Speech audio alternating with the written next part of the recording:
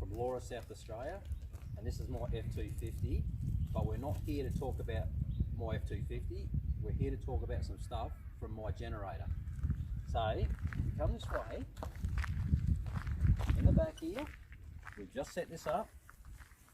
So I've got the Dometic 110, just put this baby in. As you can see, it's got a couple of cans, but yeah, awesome product. And even a glass with ice in here, but absolutely brilliant. Good for camping. Put the ice creams in for the kids. You come, oh, look at this. We'll just have to top her up. Hey, not bad. You come around this way.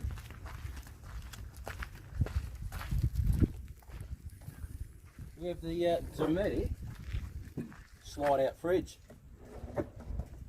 and this is from my generator as well.